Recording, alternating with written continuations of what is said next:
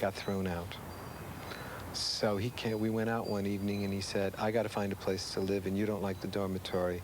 What do you say we move in together? And I was happy to be out of the dormitory, but I was terrified of the idea of living with this sort of slightly strange and unpredictable kind of person. But we looked, we rented this little penthouse-like apartment. And those were very, very lean days while we were in school. I got a job ushering at CBS, and he needed some work, so I got him onto the ushering staff, which was hard enough to do. It took me 6 months to get on. And he lasted all of 2 weeks. He just got everybody's back up very quickly, and the boss hated him. So he was fired within 2 weeks. The following months will be spent borrowing money to pay the rent, using candles for light to help keep electricity bills low, and for dinner, eating oatmeal. It was very difficult, and food was hard to come by. And at one point, my mother decided to make a trip out to California to visit, and I cannot tell you what a boon that was. We ate for a month while she was with us. She didn't think much of the trip. By the time she left, she had been reduced to tears a number of times by being left alone in that place with Jim, who was quite uncommunicative and surly, and didn't want to be bothered and didn't want to have someone else around. It was kind of cramped quarters for everybody. He was also very, very active in terms of artistic inclinations. He couldn't sit still.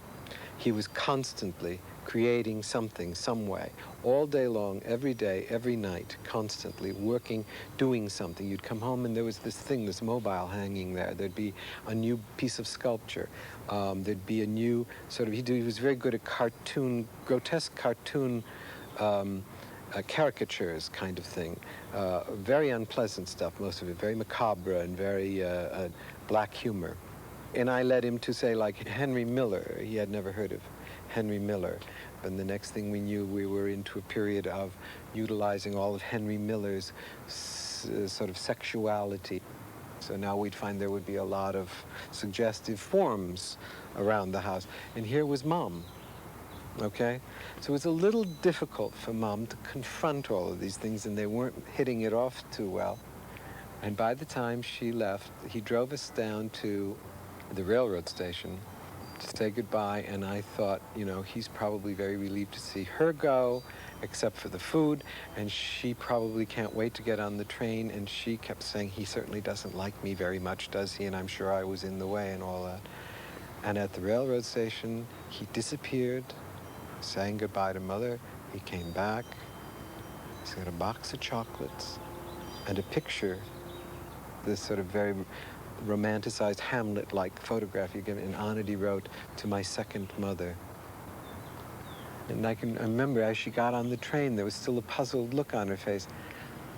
I thought he hated me, you know. And to this day, James Dean is the most wonderful person in the world as far as my mother is concerned. She forgot the whole 2 weeks of misery being trapped in that little apartment with him on rainy days while he would refuse to speak to her and was concentrating on sculpting a phallus in the corner. But I think in a way it was indicative really of something interesting and magical about Jim. When he expressed that he liked you, he was so relieved that he wasn't always hating you, or that he wasn't holding some grudge, or that he wasn't being contemptuous, that you heaved a huge sigh of relief and said, what a nice guy.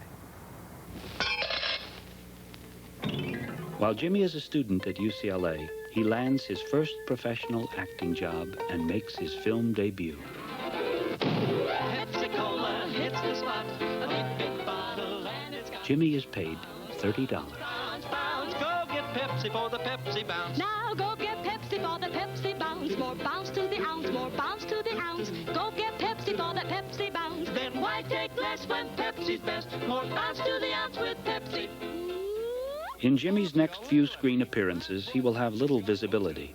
Pepsi gives more fun, more bounce to the ounce. With only bit parts and little recognition, Jimmy becomes frustrated in Hollywood and decides to try his luck in New York.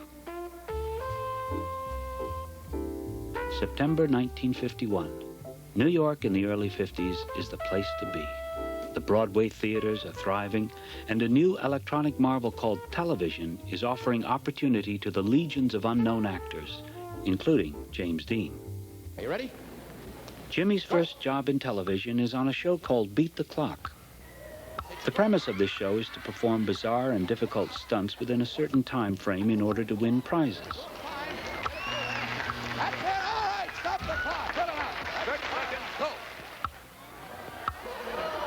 The rules of the show stipulate that all of the stunts, no matter how hard, must be physically possible.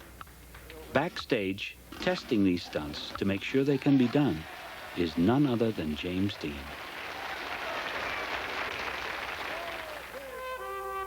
October 1952, Jimmy's luck changes. He lands his first leading role on Broadway in a play called See the Jaguar.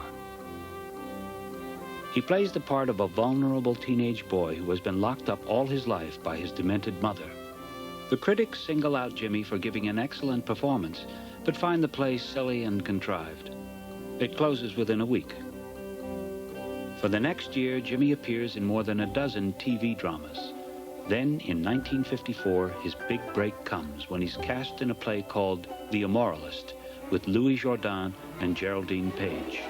Jimmy gets to play the part of a corrupt Arab houseboy. During rehearsals, Jimmy and the director do not get along. The director wants Jimmy to respect his authority. Instead, Jimmy experiments with his role, changing it each time with a new interpretation. After weeks of backstage battles, Jimmy has had enough. The Immoralist opens on Broadway to good reviews, and Jimmy gives his director 2 weeks' notice. As Jimmy begins to look for new work, director Elia Kazan has begun looking for a new actor. Kazan is about to cast the lead role of Cal Trask in his new motion picture, East of Eden, and considers Jimmy for the part. Before making his final decision, Kazan holds a screen test in New York for the 2 finalists, James Dean and another unknown, Paul Newman. The part of Cal Trask, the Choice Hollywood Role of the Year, goes to James Dean. Before leaving for California, Jimmy meets his co-star, Julie Harris. I remember meeting him for this little screen test. It was just really to see us together, how we looked together. And at one point, I remember putting my hand like this, and Jimmy said, "Why do you do that? Do you think you look too old?"